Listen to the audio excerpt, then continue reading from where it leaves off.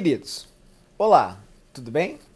Pois então chegou o grande dia, o momento onde a gente vai retomar alguns conceitos que são bem importantes e extremamente memorativos da química para a prova que vocês farão agora nesse final de semana, né? Então eu vou convidá-los para, juntamente comigo, resolver algumas coisinhas que são bem importantes aqui acerca da química para o Enem e, enfim, que tem uma relação bem direta com o que vocês vão encontrar logo logo. Portanto, agora é relaxar, não realizar muitas provas, né? Não corrigir provas anteriores, não se preocupar muito com desempenho e performance, e sim focar na parte de conceitos que são mais chatinhos. Então, como em aula a gente usou as questões anteriores das provas do Enem, para podermos fazer revisões de conceitos, como por exemplo ligações químicas, conceitos sobre termoquímica, pilhas, pilhas, eletrólise e assim por diante. Aqui eu vou trazer só algumas matérias que são um pouquinho mais chatinhas, assim, conceituais, demais, e que vocês não podem deixar passar em hipótese alguma, ok? Então vamos começar aqui devagarinho, vamos começar aqui com a parte de química orgânica, que sem sombra de dúvidas é a parte principal. Né? Então vamos colocar aqui, deixa eu colocar aqui em cima assim, beleza? Vamos começar aqui com a nossa primeira parte, que é química orgânica, muito fácil no Enem, sempre uma boa matéria para se retomar antes da prova, para ter convicção e certeza de todas as questões fáceis. Então vamos começar com a identificação de função orgânica, que sempre está na prova. Temos ali o exemplo do Tamiflu. E vamos olhar aqui as moléculas, vamos reconhecer as funções. Você tem essa função, você tem um éster aqui, um éterzinho aqui, uma amina primária aqui, uma amida, porque tem nitrogênio ligado justamente à carbonila. Então essas são as funções que você tem. Vamos verificar se está tudo certo. Olha ali, bem fácil, bem simples, as funções orgânicas representadas nessa molécula.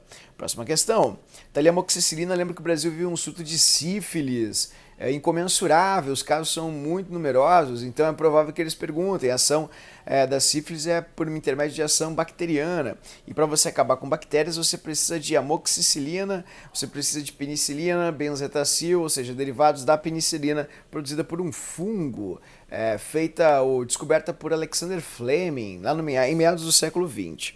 Pois bem, vamos lá, vamos dar uma olhadinha nas funções. Aqui você tem o que? Tio composto.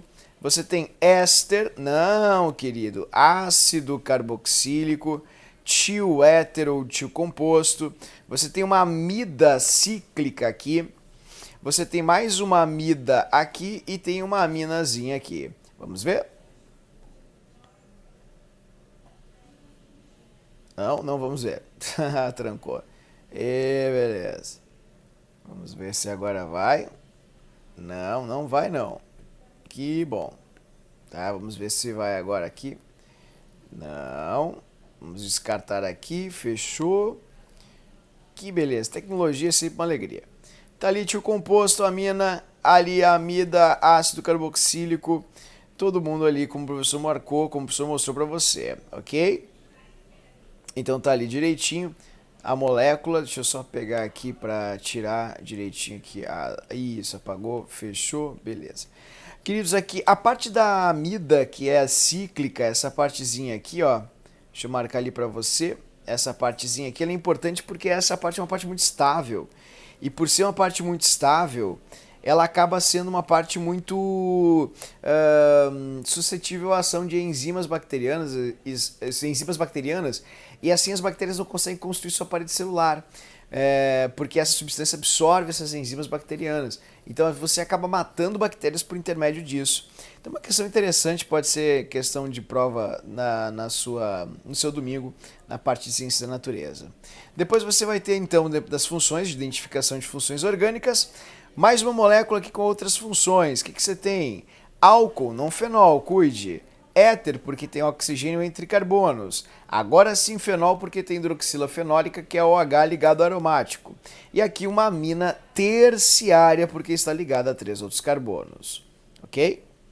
Esteroides, ano de Olimpíada 2020, Olimpíadas de Tóquio, então sempre é bom a gente falar sobre suplementação alimentar ou alguma substância que é comum para atletas. Ali você tem uma molécula de esteroide, né? Você tem ali uma testosterona. E o que você tem na testosterona? Funções orgânicas. Lembrem que esteroides são gorduras. E as gorduras tem vários tipos, temos os glicerídeos, os cerídeos, os fosfolipídios, os cerebrosídeos, mas em suma, tem uma classe de gorduras que são complexas, chamadas de esteroides. E essas gorduras complexas, elas possuem 4 ciclos, 3 hexagonais e um ciclo pentagonal. Então eu peço, por favor, que você cuide bastante isso, pois é uma questão bem provável agora, justamente em função das Olimpíadas de Tóquio, né? Isso me preocupa bastante, de fato a pessoa fica um pouco receoso com alguma eventual questão. Eles podem te mostrar um esteroide e fazer algumas observações. Ah, o hormônio tal é um esteroide e tem caráter mais apolar. Então, se eles te disserem que tem caráter mais apolar, esses radicais aqui provavelmente mudem. Você tem radicais alquílicos ou de alquila, ou seja, com um monte de carbonos. Ah, o esteroide tal, ele tem caráter mais polar, então você vai ter mais ONCSP, você vai ter radicais com mais oxigênio, nitrogênio, enxofre, halogênios e assim por diante nessas partes. Mas lembrem que esteroides são gorduras, isso é bem importante. Gorduras, então vamos escrever ali, esteroides são gorduras, não esqueça disso jamais, por favor, porque é bem importante. Gorduras, são gorduras complexas, chamadas de hormônios.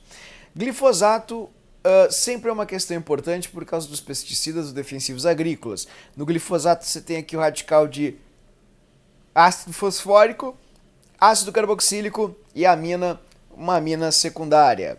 E a fosfetanolamina, que é a droga do câncer, que por muitos foi comentado, foi falado, ela é uma aminazinha e tem aqui um ácido fosfórico também. Ok? Então o que ele tem em comum? Ácido fosfórico nas pontinhas. Propriedades físicas, questão muito fácil também, bem provável no Enem, porque você vai ter ali nas propriedades físicas alguns caracteres bem simples de compostos orgânicos, como por exemplo, quem é ácido na química orgânica, quem é base na química orgânica. Ácidos são ácidos carboxílicos e fenóis, também chamados de ácidos fênicos. E bases são aminas, sejam elas primárias, secundárias ou terciárias. Uma grande dica é, se nas alternativas você tiver alguma inferência sobre base, procure no texto, se no texto você tiver uma inferência sobre bases, procure no texto, nas alternativas, uma afirmativa sobre ácidos. Se no texto você tiver uma afirmativa sobre ácidos, procure nas assertivas, as alternativas, alguma coisa sobre base. Então, se tiver um ácido carboxílico ressaltado, querido, procure uma grande amina perdida por aí, ok? E vice-versa.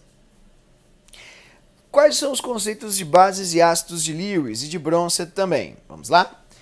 Ácido-base de Bronsted tem a ver com a teoria protônica, a teoria do H+, pois lembremos que as teorias de Arrhenius são bem simples.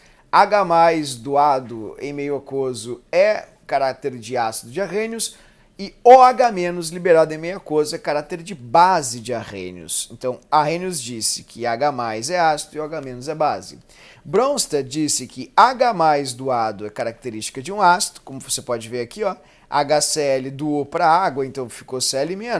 Logo, ele é um ácido. A água recebeu o próton, ou seja, o H+, lembrando que o H+ é um próton, ela virou uma base. Pois para Bronsted, quem doa o H+ é um ácido e quem o recebe é uma base.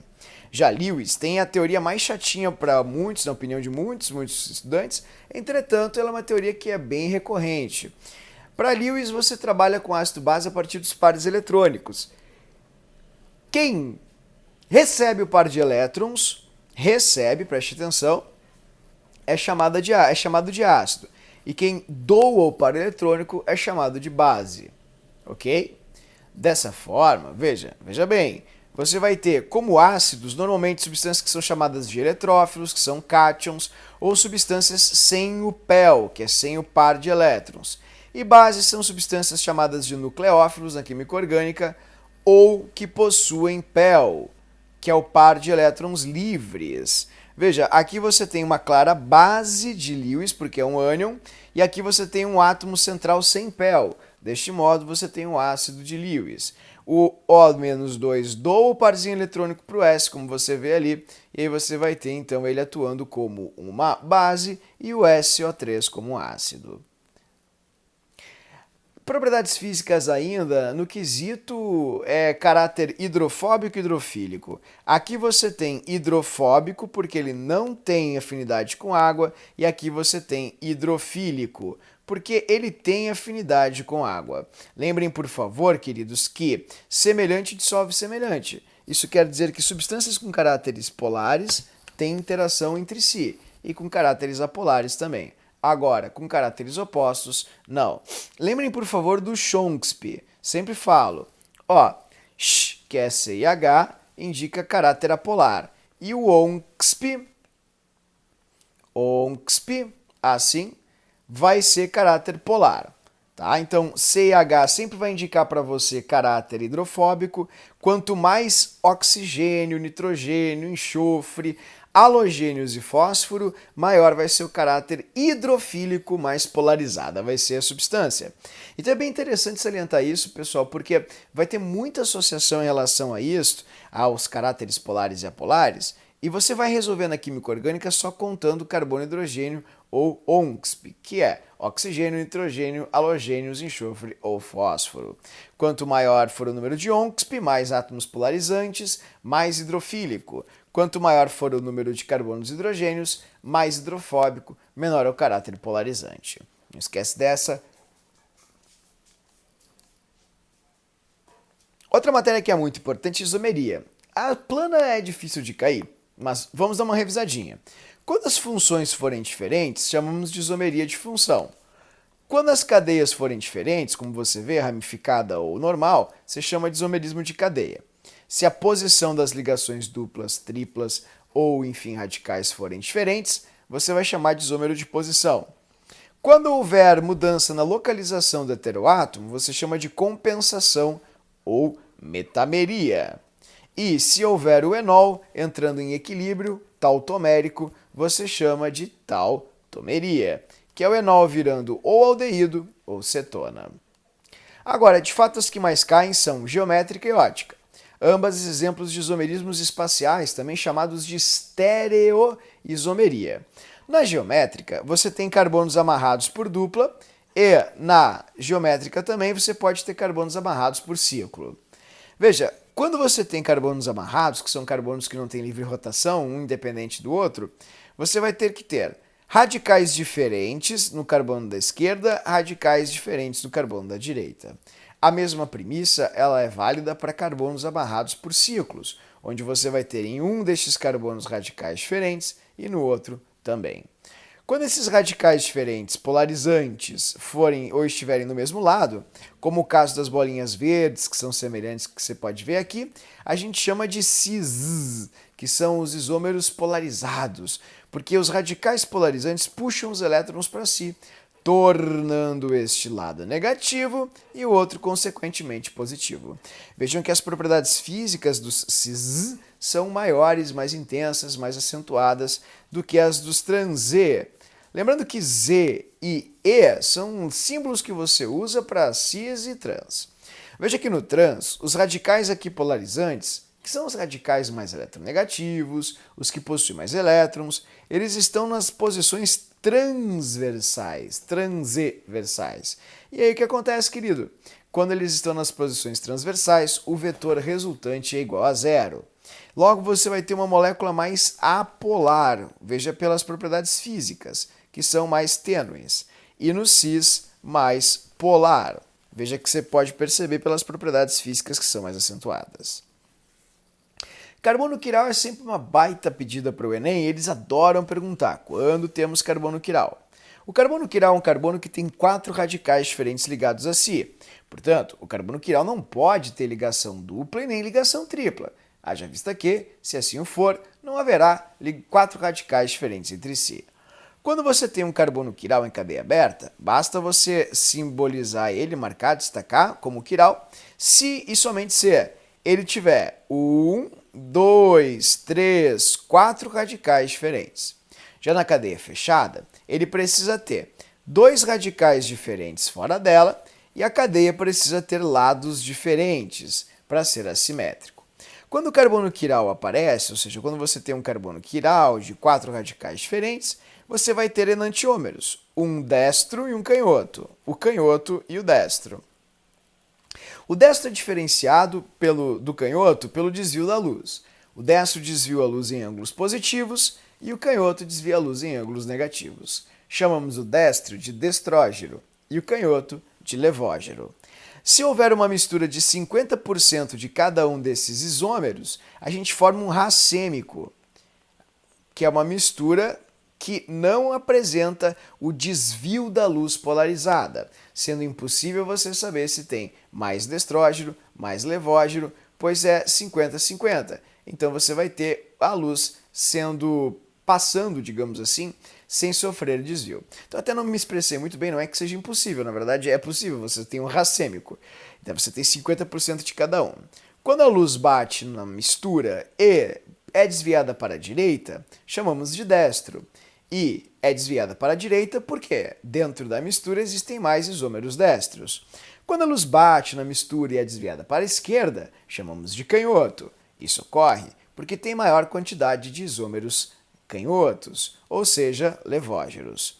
O nome desses isômeros é um nome bem interessante. Enantiômeros. São os antípodas ópticos, ou seja, os antagônicos opostos. Isso sempre vai acontecer quando você tiver carbono quiral. Lembrem que quando tem carbono quiral e as questões perguntam quantos enantiômeros você pode ter, você vai fazer um 2 na N, onde N é o número de carbonos quirais. Veja que nesse exemplo que você tem um carbono quiral, 2 na 1 é igual a 2. Você vai ter 2 enantiômeros, um canhoto e um destro. Próxima questão. Questão de reações orgânicas, sempre uma questão muito interessante. Tem 4 reações orgânicas básicas que você tem que saber. E a primeira é a AAEA. Álcool mais ácido, ácido mais álcool dá éster mais água. No sentido direto é esterificação. No sentido oposto é a hidrólise, como você está vendo no GIF que está animado aqui do ladinho. Ok? Então, a esterificação funciona assim.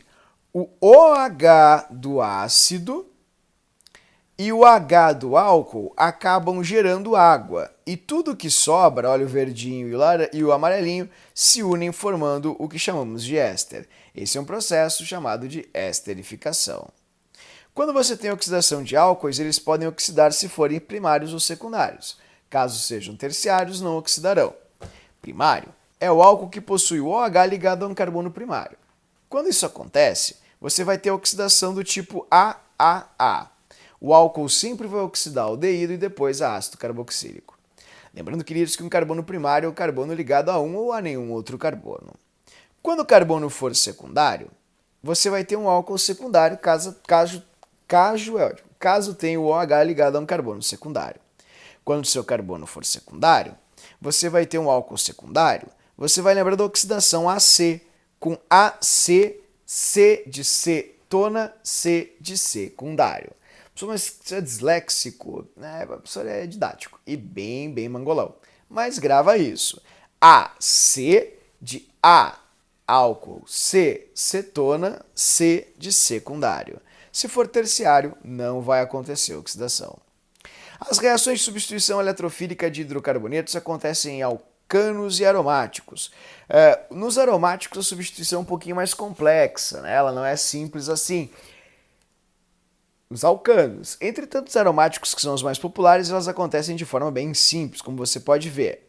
Sempre é eletrofílica, então o eletrófilo vai puxar a ligação π do anel aromático, vai acabar gerando um carbocátion, o carbocátion vai puxar o elétron do hidrogênio e vai devolver o hidrogênio. Então você pode ter vários tipos de substituições, mas em todas elas você tem que lembrar de uma coisa: sempre o hidrogênio é o átomo substituível. Troca um hidrogênio por um ácido sulfônico, por um nitro, por um radical acila, um radical alquila, um cloro ou um bromo? Troca. Eu troco. Pois então você está fazendo substituição. Na adição, você tem outro mecanismo. O mecanismo da reação de adição é o mecanismo onde quebram-se as π e formam-se sigmas no lugar. Quebra π e forma sigma.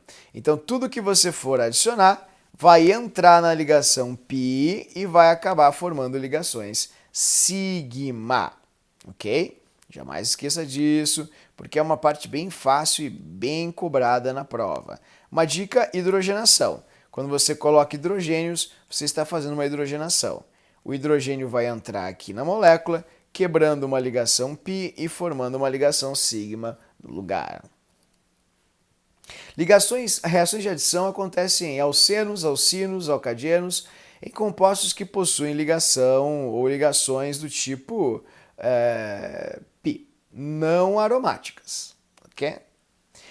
Eliminação ou desidratação alcoólica, bem popular. Ela pode ocorrer intra e intermolecularmente. Se ela for intra, você vai ter a saída de água e a formação de um alceno a partir do álcool.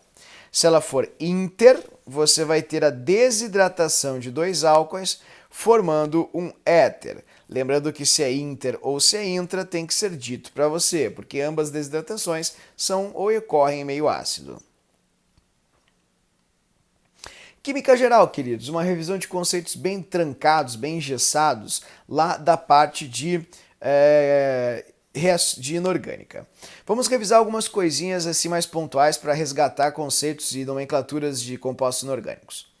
Ácidos são espécies que, segundo Arrhenius, em meio aquoso ionizam o H+. Então você tem o H+, ele vai ser o cátion em meio aquoso, vai acabar produzindo o H+. Os ácidos podem ser de dois tipos, você pode chamá-los de ácidos sem e com oxigênio. Os que não têm oxigênio são chamados de hidrácidos, por isso terminam em hídrico. E os que têm oxigênio podem fazer parte da regrinha do perico, ico, oso e poso, dependendo do NOx que eles tenham. Então você vai juntar tudo e vai formar perico, ico, oso e poso, perico, ico, oso e poso. Os ácidos fortes são de halogênios, caso sejam hidrácidos, e se não forem hidrácidos, se forem oxiácidos, ou seja, os que possuem oxigênio, sulfúrico, nítrico e o HX, HXO4 ou HXO3. Lembrando que X é cloro, bromo ou iodo. Você pode fazer também pela diferença entre o número de oxigênios e hidrogênios. Se a diferença for maior ou igual a 2, vai ser forte, se for igual a 1 vai ser moderado e abaixo de 1 vai ser fraco. Bases são espécies que em meio aquoso liberam OH-, portanto elas precisam ter o OH-. São ligações iônicas que se formam e sempre você vai ter um cátion e o ânion tem que ser o ânion hidróxido. Nas bases, tudo vai terminar com um metal e o início vai ser o hidróxido. Então, se você tiver o hidróxido de sódio, você chama hidróxido de sódio. Hidróxido de alumínio, hidróxido de alumínio. E assim por diante. Lembrem que hidróxido de sódio é a soda cáustica, muito popular para a prova do Enem. O pessoal adora soda cáustica no MEC. Vale a pena você lembrar de soda cáustica. E também, pessoal, mais uma que é bem importante, que é o hidróxido de magnésio, que é o leite de magnésia, potassa cáustica, que é o hidróxido de potássio, e se tiver espaço para mais um, cal hidratada, que é essa espécie aqui. Próxima questão aqui é sobre a força das bases. As fortes são as dos grupos 1 e 2, e as fracas as demais. A exceção é a base de magnésio, porque ela é extremamente insolúvel. E lembrem que todas as bases que são fortes, normalmente elas acabam sendo solúveis. Então as bases fortes e solúveis são as de grupos 1 e 2, e as demais são fracas e praticamente insolúveis. Uma coisa que é interessante, é muito importante por sinal, são os identificadores de ácido-base. Existem alguns. Eu queria que você olhasse para a questão e lembrasse apenas de dois, se possível. Tornassol e fenolftaleína. Tornassol, em meio ácido, ele torna-se rosa, você está vendo ali, está vendo? Ó, ele não é rosa, mas ele se torna rosa em meio ácido e ele se torna azul em meio básico, como você está vendo aqui. Ele não é azul, mas quando você encosta no meio básico ele se torna azul. E a fenolftaleína que está aqui, que fica rosa quando encontra base e incolor quando encontra ácido. Queridos, vendo de reações de neutralização, as reações base mais ácido, sal mais água, temos os sais. Eles são formados por íons, sempre o primeiro é um cátion, sempre o segundo é um ânion. Esses íons são formados por causa da forte tendência em ligar H+ e OH- e formar água que a natureza tem. Então o H+ do ácido e o OH- da base acaba gerando uma aguinha e tudo o que sobra acaba gerando um sal. Aqui você tem alguns exemplos de hidróxido de sódio com ácido clorídrico, OH da base se liga ao H do ácido, formando água. Tudo que resta é um sal. Já na nomenclatura, você tem algumas coisas que são importantes. Como a origem dos sais é de ácidos e bases, a regra começa nome do ânion e termina com o nome do cátion. Veja alguns exemplos: cloreto de sódio, sulfeto de prata, sulfato de alumínio e assim por diante. Veja que é algo bastante interessante por um motivo. O cloreto veio do ácido clorídrico, o sódio vem do hidróxido de sódio. Então, o que acontece? Todos os ácidos acabam virando, quando se transformam em sais, ânions com sufixos diferentes. Então você vai lembrar da regrinha do frederídrico neto, teimoso mosquito no bico do pato. Teimoso mosquito no bico do pato. Então todos os ácidos terminados em hídrico, ou seja, sem oxigênio, acabam virando sais com eto. Todos os ácidos terminados em oso acabam virando sais com ito e os terminados em ico, sais com ato. Veja alguns exemplos. Ácido clorídrico forma cloreto, no caso do cloreto de sódio. Ácido sulfúrico forma sulfato, no sulfato de cálcio. E ácido nitroso forma oso-ito, nitrito, no caso do nitrito de alumínio. Aqui você tem alguns íons importantes e eu sugiro fortemente que, em termos de metais, você jamais esqueça do amônio, que é bem popular, muito comum, ferro 2 e ferro 3, que são muito comuns em prova, cobre 1 e cobre 2, que também são bem famosos. Estes que variam seus NOx podem ser chamados de oso, quando forem os seus menores NOx, e ico quando forem seus maiores, gerando cuproso e cúprico, ferroso e férrico. Já os ânions que você não pode ir para a prova sem resgatar são monovalentes, nitrato. Tem que saber, pessoal. Por favor, não esqueça. Bivalentes, carbonato, sulfato e trivalentes, fosfato. Com esses 4 que eu marquei aqui, você já está bem e já consegue ter muito sucesso na sua prova. Óxidos, queridos, são compostos binários, ou seja, formados por 2 elementos, onde você vai ter o oxigênio e um outro elemento. O oxigênio sendo o elemento mais negativo e sempre tendo NOx -2. Veja que quando o oxigênio está ligado ao metal, a gente chama de óxido iônico. Os nomes são óxido de sódio, de magnésio, de cálcio, de ferro, cobre, cromo, zinco, alumínio e chumbo. O ferro que varia o seu NOx, bem como o cobre e até mesmo o chumbo, vai ser chamado de cuproso ou cúprico. Nesse caso, no caso da hematita, nome vulgar para esse minério, você pode chamar também de óxido de ferro 3 ou óxido férrico. Já nos que são moleculares, você precisa dizer com prefixos o número de átomos que você tem de cada elemento. Por exemplo, CO2 é chamado de dióxido de carbono, trióxido de boro, monóxido de nitrogênio, dióxido de nitrogênio. Os que são feitos por ametais tendem a formar ácidos e os óxidos que são feitos com metais tendem a formar bases. Ainda em Química Geral, uma das matérias que mais caem na prova do Enem que são as questões de cálculos. Então vamos lembrar o que é o mol. Está ali o mol, né, em inglês, que é a toperinha, que é como a gente se sente quando a gente fala de mol. Então tá aí. Quando você tem um mol contém 600 sextilhões de partículas de uma substância e tem sua massa igual à massa molar, a massa que será dada para você em gramas. Se essa substância for feita por moléculas, um mol de partículas da substância molecular vai ter 600 sextilhões de moléculas. E a sua massa vai ser a massa dada pela própria questão. Veja os dois exemplos.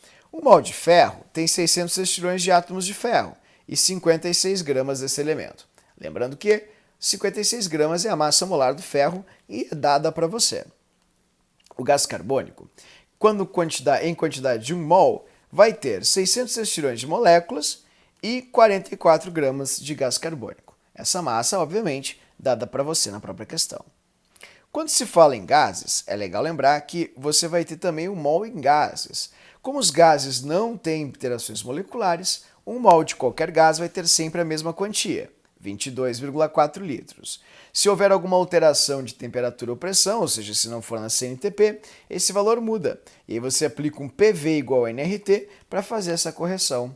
Mas, de fato, isso não é muito comum. Normalmente, eles te dão já o volume molar para você poder se entreter e fazer contas. Vamos dar uma olhadinha em uma outra questão que é bem famosa, que é a questão do balanceamento. Nada se cria, nada se perde, tudo se transforma. Então, o número de átomos antes tem que ser igual ao número de átomos depois. Portanto, você vai tentando, pode usar a regrinha do macho, que é metal a metal, carbono, hidrogênio, oxigênio, para acertar. E você vai constituindo assim, então, o número de átomos nos reagentes e nos produtos. Tem que ser o mesmo. Se tem 4 sódios aqui, tem que ter 4 sódios aqui. 3 carbonos aqui, tem que ter 3 carbonos aqui. 1 mais 2, 3. Tudo bem? Veja um exemplo clássico sobre o que você pode descobrir na estequiometria de uma reação. Nessa questão, você tem uma proporção de 2 para 1 para 2. Significa que tudo que você tem de hidrogênio, você tem que ter a metade de oxigênio e o dobro em água. Agora, quando você tem mol, você vai ter a mesma proporção. 2 mols de hidrogênio para 1 mol de oxigênio para 2 mols de água. Agora, veja, você pode passar esse mol para a molécula, que são 600 sextilhões, vezes o número de mols que você tem, para a massa, que é a massa da tabela, que vai ser dada para você, vezes o número de mols que você tem, e o volume, que é o volume de 22,4 para gases. Veja que você sempre vai tirar a proporção daqui. Se eles associarem, por exemplo, volume de hidrogênio com mols de água, essa vai ser a primeira linha da sua regra de 3. Físico-química, queridos, a parte que mais cai, mais se cobra no Enem. Vamos começar com oxirredução e, obviamente, eletroquímica. Na oxirredução você vai olhar pelo NOx, sempre lembre, se o NOx aumentar você tem uma oxidação, se o NOx reduzir você tem uma redução. Para quem oxida, temos a ação redutora, ou seja, ele provoca a redução de outra espécie. Para quem reduz, temos a ação oxidante, ele provoca a oxidação de outra espécie. Lembre que você vê quem oxida e quem reduz pela variação do NOx. Se o NOx aumentar, oxidou. Se o NOx reduzir, reduziu. Já na parte de elétron, você pode ter pilhas e eletrólise. Vamos dar uma olhadinha nas duas. Pilhas e eletrólise. Aqui, fechou, fechou. Qual a diferença? Praticamente só o polo. Carré e anox. Carré e anox. Só que o carré na pilha vai ser no polo positivo e na eletrólise polo negativo. Então, você pode escrever tudo como eu escrevi aqui para você, desse jeito, super didático, assim. Cátodo é o eletrodo onde ocorre a redução, onde chegam os elétrons e é o polo positivo. Ânodo é onde ocorre a oxidação, onde os elétrons partem é o polo negativo. Agora, na eletrólise, que é um processo onde há um descarrego de carguinhas, o eletrodo cátodo também vai ter redução, mas ele vai atrair os cátions, porque cátions vão para o cátodo. E ele vai ser, portanto, polo negativo. E o eletrodo ânodo, que é onde ocorre a oxidação, vai atrair os ânions, sendo assim, então, polo positivo. Se te perguntarem para calcular, querido, a DDP de uma pilha, ou seja, para que calculem para você, ou você calcule, na verdade, a voltagem de uma pilha, basta você fazer o maior número menos o menor. Potencial do cátodo menos potencial do ânodo. Em poucas palavras, o maior número menos o menor. Termo, que é uma das matérias que mais cai no Enem também, super importante e fácil. Você precisa lembrar que reação endo é a reação onde tem absorção e a exo onde tem liberação. Veja aqui na endo, assim o é, porque o reagente tem menos energia que o produto. E na exo, o reagente tem mais, então para virar produto ele tem que liberar calor. Designa-se endo como positivo e exo como negativo. Cinética, muito pouco cobrado, então o professor vai ser bem sucinto. A velocidade da reação vai ser tanto quanto maior forem os números de colisões entre as partículas.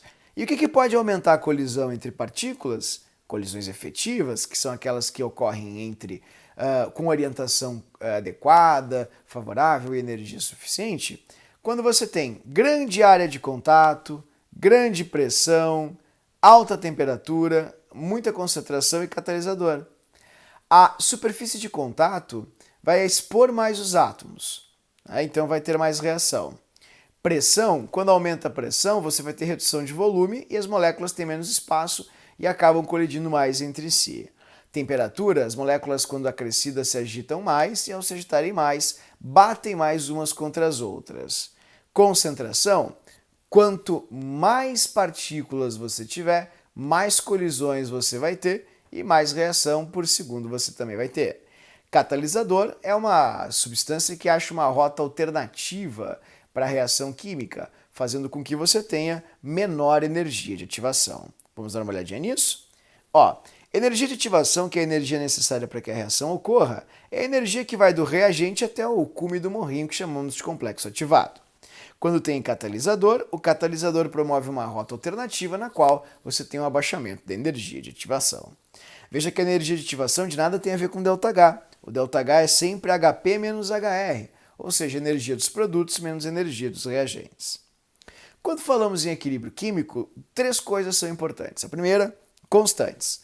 Constantes são números que indicam se você tem muito produto ou muito reagente. Quanto maior for o Kc, maior vai ser a quantidade de produto. Então o que acontece, queridos? Quando você tem uma montagem de Kc, basta você fazer produto em cima, reagente embaixo, ok?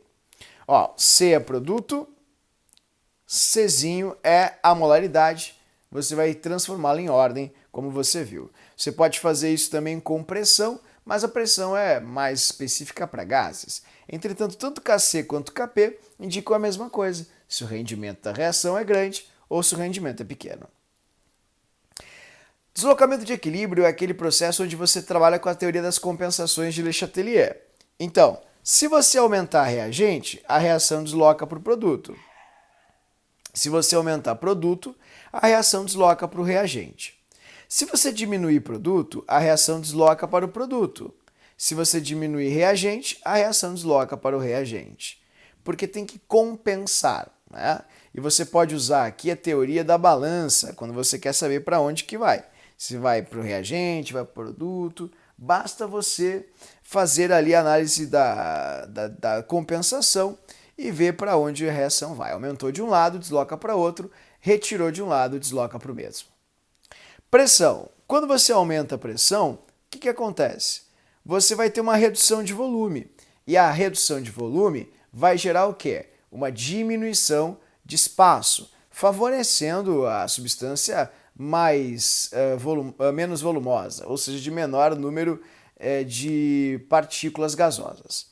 Quando você aumenta o volume, você favorece as substâncias que ocupam mais espaço, que são as de maior número gasoso, ou mols gasosos.